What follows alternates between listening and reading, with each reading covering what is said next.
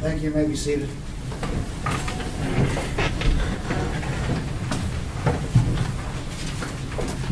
This time we'll call the next case up, Baker versus CSX Transportation. Is the count ready to proceed?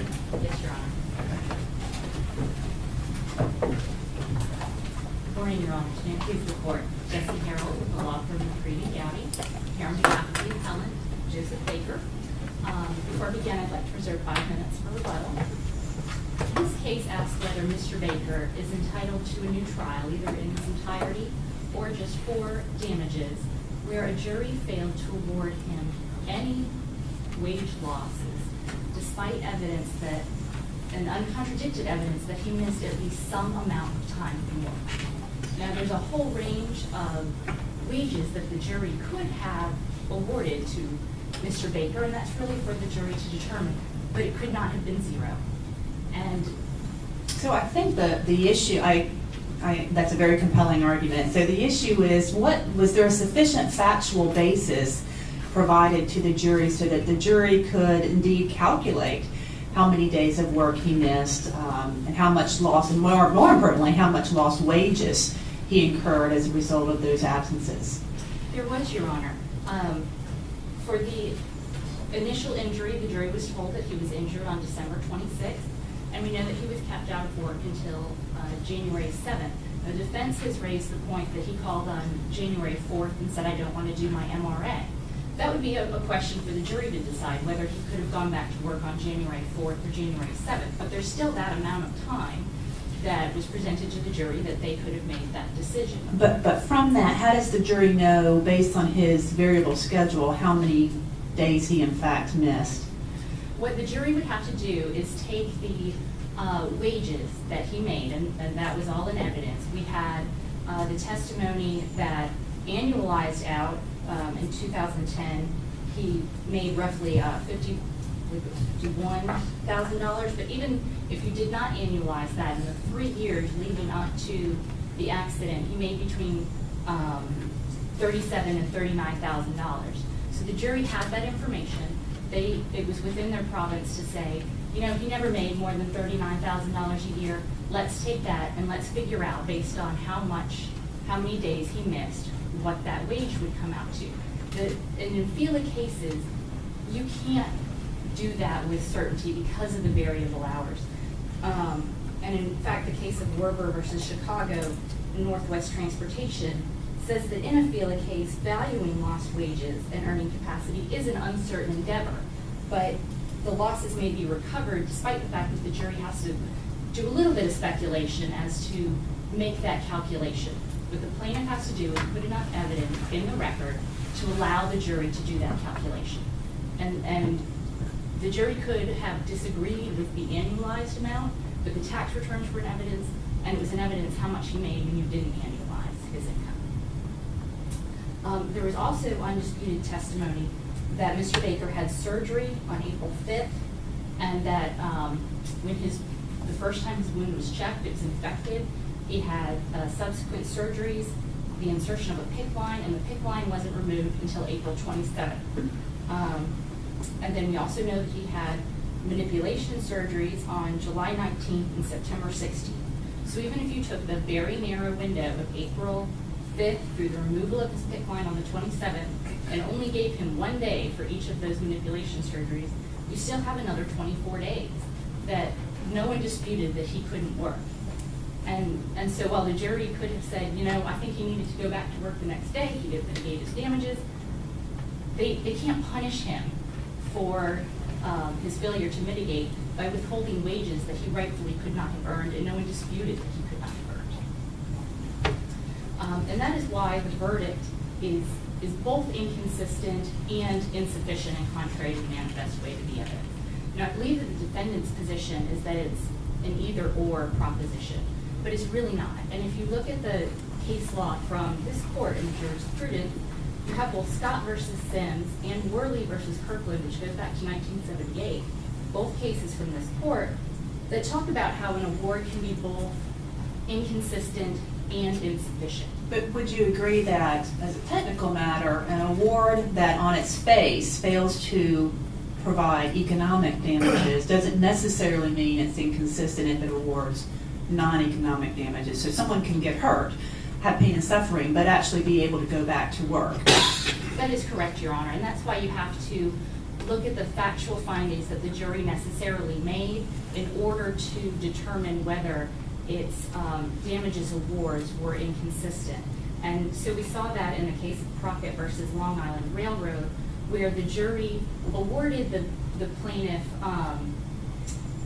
the cost of her future surgery, but no future pain and suffering. And the court looked at it and said, well, the only reason there was testimony that she would have gotten the surgery is if she had pain. That's the only reason to have the surgery. And so that award is inconsistent because you can't say, yes, surgery based on pain, but no damages for pain. And so you have to look at those underlying facts to determine whether the damage lines are inconsistent.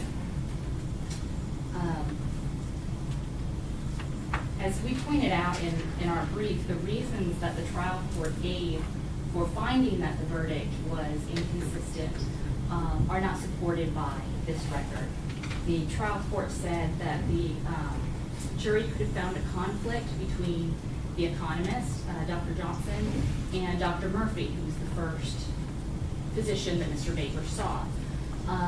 And while we recognize and we appreciate that the jury could have, as I discussed, found that he could have gone back to work at an earlier point in time, they still couldn't have reached zero. And the only way you can square the trial court's findings is if you ignore the surgeries. But the jury wasn't at liberty to ignore the surgeries. And we know, going back and reviewing for oral argument, the case of Roach versus CSX, which the defense actually CSX actually cited in its brief. It says, and that's from the first district, that undisputed evidence must be accepted as true, that finders of fact are not free to disbelieve such evidence and return findings contrary to it, that uncontradicted testimony must be accepted as proof of the contested issue.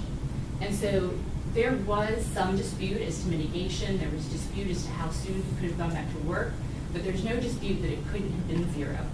And we know that because CSX even said it in its closing argument. And while I fully appreciate that that's not evident, you can look at the arguments of counsel to determine whether a jury's verdict is reasonable. Could I ask you, for the two periods we're talking about, right after the accident and in April where there's additional surgery, are you asking for the remedy of a brand new trial on damages across the board, or are you asking for a limited remand for those two windows of possible recovery? Your Honor, I'm actually asking for an entire new trial on all of the issues. Where a verdict is inconsistent, this court said in Republic Services versus Poucher that the findings are in fatal conflict, and so the entire award is thrown out. And so we would ask this court to find, based on the inconsistency, that a new trial is required on all elements. Well, isn't it more of an incompleteness rather than an inconsistency? It seems to me it falls into, well, there is these two windows, and the jury perhaps should have awarded something there. If we agree with you, then why not send it back just on those two? Why, these trials are expensive and all these experts whose testimony we've had to review.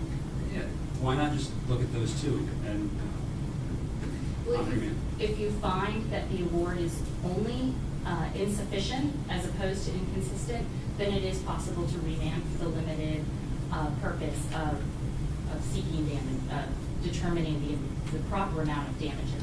However, if you find that it is an inconsistent verdict, this court's jurisprudence says that you have to have an entire new trial because the findings are incomplete. Now, under the limited remand, would that be also limited to the amount of economic damages, or are you suggesting they need to consider both the non-economic, which I don't believe are in dispute in this appeal, and the economic? I believe under the ITT Hartford case that only economic damages would be considered on a limited remand. But it would be all economic damages because you have this court or this jury who, for some reason, misperceived what it was supposed to do. And so even though it could have decided that Mr. Baker did not sufficiently mitigate his damages, where a jury appropriately considering the mitigation defense would have drawn that line is really a matter that a jury who is informed on issues needs to decide. So it should not be limited to just his past.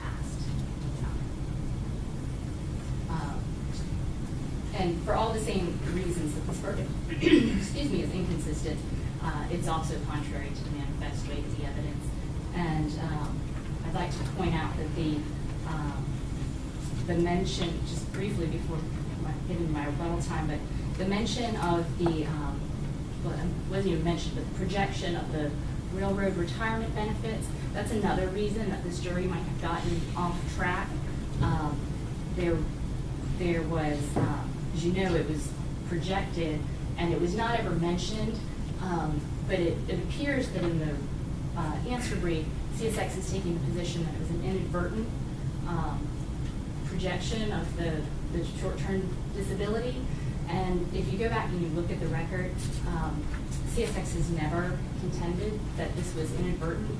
And so really, a finding that this was insufficient to grant a new trial would be allowing defendants to make a one-time intentional disclosure of evidence that they are not supposed to put before the record and agreed before trial if they were not. But I think CSX's position was also that, well, let's just assume it was intentional, that it was at such a brief period of time and that the jury may not have understood the correlation between what was presented and collateral source benefits, and that was just not enough there to cause prejudice necessary to redo the whole trial. So how do you respond to kind of the merits of their position? To the merits, they bear the burden as the party to put the improper evidence before the jury that this was harmless error, and the harmless error standard says that it could not have impacted. And we don't know whether this jury understood. I mean, anyone who watches an Affleck commercial knows that short-term disability equates to benefits. And in light of the fact that the jury awarded no damages, they can't demonstrate that there's no way that the jury saw this or that it was harmless error. I'll reserve the rest of my time for letter.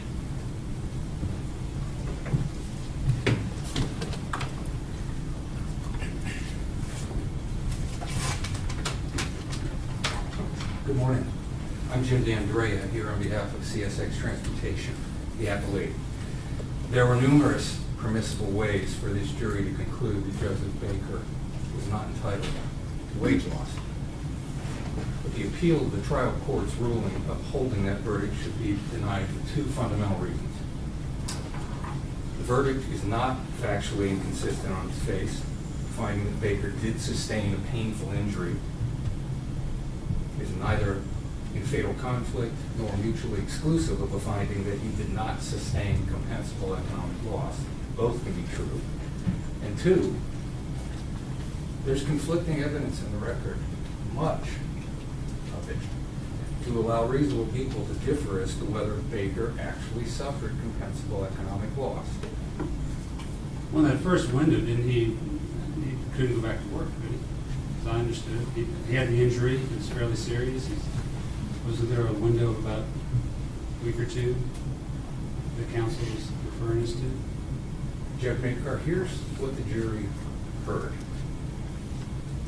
He goes to Judge Dr. Murphy and reports an injury. Dr. Murphy schedules a test. He then calls and cancels the test.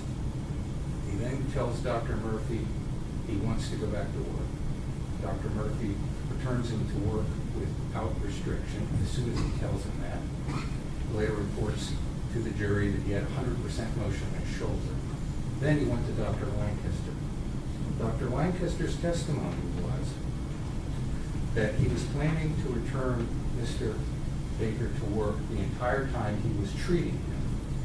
That's not to say he was qualified to work as a conductor during the whole time. That was his plan. And that when he finally did, Mr. Baker told him, I'm not going back. I barely did that job before I got hurt. So there was reasonable inference in the record that those doctors disqualified him, particularly the first one, when he asked them to. And that was part of what the jury got to hear on this. I don't think that there was an argument made by the defense by CSX in the case that there weren't periods of time when he was medically disqualified from working as a conductor. That was a given, which goes to the mention and summation about the time during which he was hurt.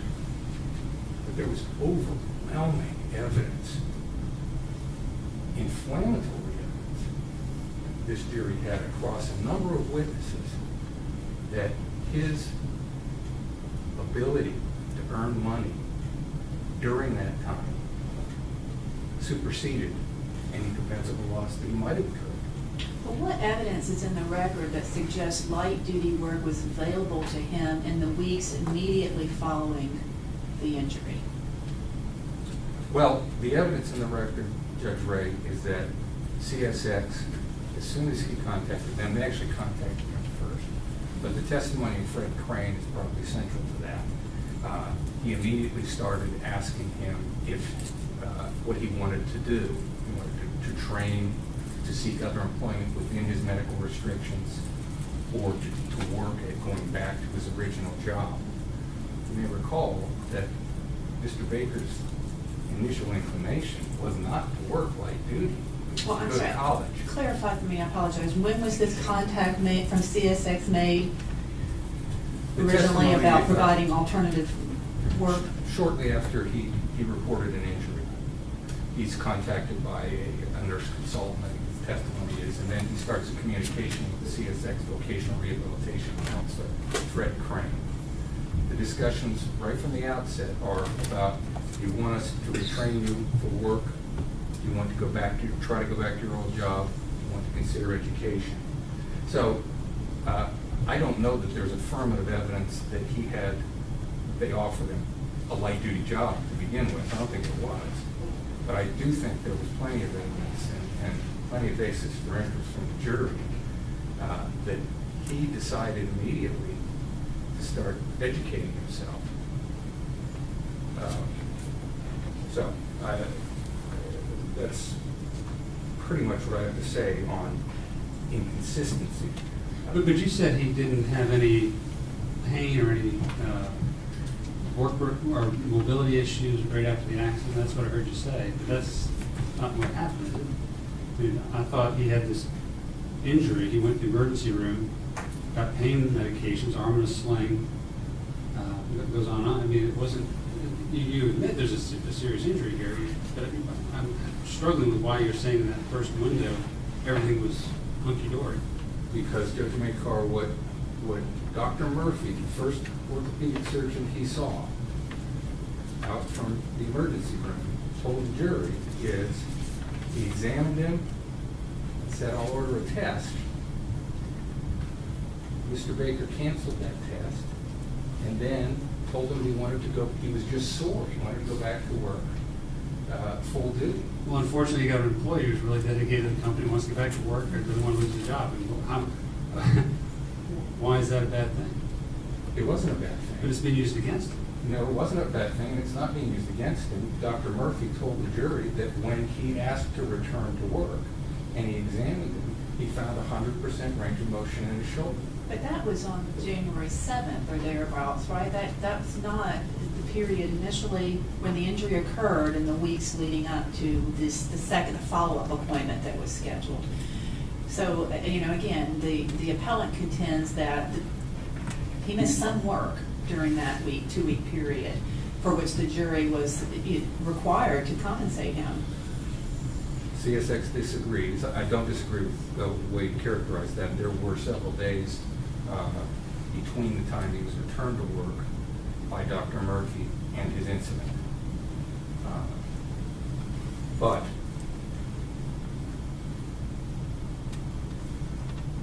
what you're second-guessing this trial judge about is this. This jury heard from an economist who I think perhaps made a strategic decision. Other than saying, here's his past wage loss today, I forget what it was, $80-some thousand. The damages are $1.1 million. He did not meet Mr. Baker's burden of providing a factual basis that quantified those damages for a specific amount of time. The test isn't whether or not the jury could have done a math problem and figured it out. Perhaps they could have from those numbers, perhaps they couldn't have. The issue is, first of all, they were free to reject that economic loss testimony outright. And one of the things that gets repeated by the appellant here is that this testimony on economic loss was either undisputed or uncontradicted. No, it wasn't. It was cross-examined. And the cross-examination of Dr. Johnson, the economist, was brutal. He used a number for wage earnings to base his projections that didn't correspond to what Mr. Baker had earned. If you recall from the record in those trial motions, one of the things we mentioned, and one of the things that came up in summation, is that this economist asked the jury to give Mr. Baker several $100,000 of lost benefits that there was no basis for at all. All the testimony was that he had his health insurance benefits, that if he went to work for the church, he was going to get them, that if he kept working for CSX, he would have them. So there was a real, that the economic loss foundation testimony was disputed. And I think it was the springboard for what really happened to this jury. And that is, when you got to the mitigation evidence, it wasn't just that he didn't take a job. It suggested much more inflammatory motives. There was an interest survey that said he really had no interest in working for the railroad. There was affirmative testimony that he turned down jobs that would have allowed him to make more than he was making as a conductor. That by itself is a reasonable basis for that jury to zero out. What was that testimony that, as to what how he could make more than he made as a conductor? Judge Thomas, the testimony from Fred Crane, the vocational counselor, was that there were several jobs within his medical restrictions that he either refused to apply for or said he wasn't interested in that paid more than his job as a conductor. And so when... But that fact notwithstanding, if he was otherwise entitled to at least some amount of past wages for missing work, I mean, I don't think the jury can do the math and figure out, well, just because he would have made more post-injury, then that will offset any lost wages that he incurred as a result of the legitimate injury. Well, Your Honor, I'll confess, I'm not, I think that the law is a little unclear on that offset issue. But I do think this, the unobjected to jury instruction on mitigation tells the jury to reduce the amount of plaintiff's damages by an amount that could have been reasonably realized, end quote, if he tries.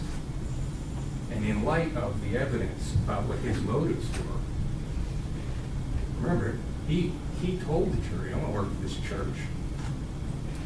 I think that leans toward the general idea about mitigation, which is that the law precludes recovery for losses that could be avoided. And so whether it's a direct offset application or not, if it was clear either that he didn't want to keep earning here, or he could have made more and it wouldn't have made any difference, I think that was in the range of de minimis that the trial court referenced in its order. Not there was $2,000 that they neglected to calculate.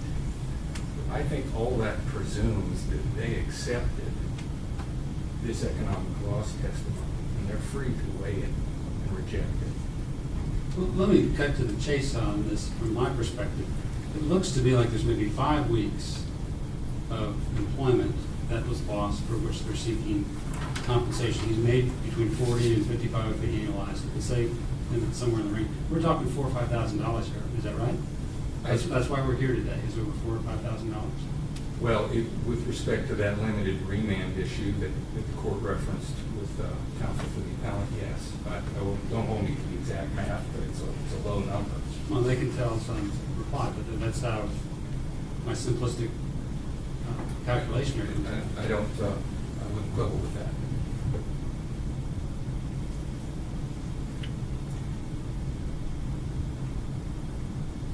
I'm sorry, I didn't know if there was a follow-up question or, going back to the de minimis reasoning of the trial court. That does seem to be inconsistent with the jury instruction that the judge provided that told the jury that they needed to award just and reasonable compensation for all of the plaintiff's damages, no more and no less. So even if it was de minimis, even if it was $5, I think the jury was instructed they had to provide that award if it was justified.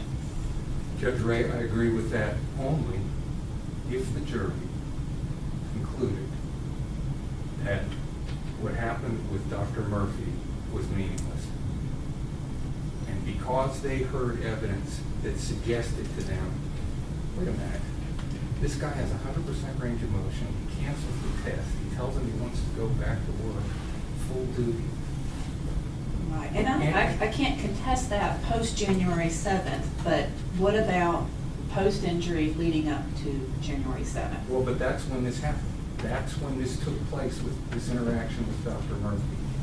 And when you combine that with what they find out about his real vocational interests and goals, I think there was conflicting evidence in that record on the issue of compensable economic loss, not to be confused with medical disqualification from what they did for Dr. Murphy. I wouldn't go beyond that.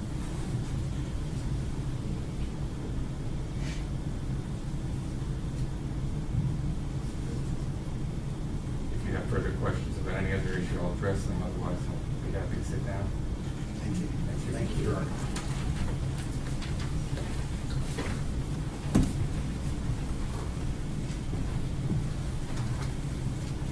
May it please the court. And then I wanted to touch upon, Mr. DeAndrea brought up in the context of the mitigation evidence, he said it was inflammatory evidence.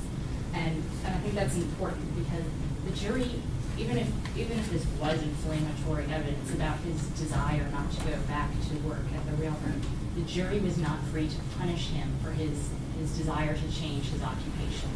They, as you pointed out, Judge Ray, the jury instructions said that they had to award him just and reasonable compensation, no more and no less. And so when you look at the fact that there was this inflammatory evidence regarding his mitigation, and coupled with the other, perhaps the unpreserved error, but the comment that he was looking to be in the Millionaires Club, and the preserved error of the posting of the disability, the short-term disability, what we have here is a picture of a jury who was prejudiced against Mr. Baker and punished him for his strategic decision to leave the railroad and go into the ministry. And on these facts, it was both inconsistent and insufficient for them to award him no economic wages for the time, both in that first narrow window from his injury to January, but also during the time period when he was undergoing his surgeries. And no one has said, I didn't hear Mr. DeAndrea say, that he could have worked during that time period. No one has said that, and that is undisputed. Yeah, that was the question I perhaps should have asked opposing counsel. But the period when the infection set in and all that, your argument that is compensable wages lost, that he must be that he should have received, right? Correct. So even though you talked for purposes of argument's sake about a minimum time of 24 days, obviously if there's a remand for damages, you're going to be asking for lost wages for approximately how many days or how much time period? Well, the 24 was the absolute minimum. That would be the day that the PICC line was removed. But if you're talking about the first surgery being April 5th, the last surgery being September 16th, and then however many days a jury finds that it should have taken him to find light-duty work, because even though Dr. Lancaster said it was always his intention to return him to work, after these 5 surgeries and the infection and the damage that is done to his shoulder, he can't go back to work as a conductor. He can't. And So it's not a matter of him simply being able to step back into his old job once the surgeries were over. And CSX testified that the way their job process works is it's like a big funnel. So you have all these applicants who want the job, and it narrows until you get to one person. So there may have been jobs that were within his restriction, but if you look at like the police service job, he didn't have a police background. So yes, he was qualified for it, but by the time you get down the funnel, he's not the one who gets hired for that job. What is your take on this offset issue? So let's just assume that he was, well, not assume, he turned down jobs that would have paid him more money than he would have otherwise made. Can those wages, potential wages, kind of offset any potential wage loss that he legitimately incurred by reason of the injury? My time has expired. Can I briefly answer? No, Your Honor, it should not offset. The amount that he should have been able to realize through his own endeavors should be money that goes into his own pocket, not forcing him to self-reimburse for the time that he lost work as a result of a tear in his shoulder. The CSX has to compensate him for that. He cannot be expected to compensate himself. Thank you, Counsel. Thank you, Your Honor. Thank you for your arguments in this case. We'll allow you some time.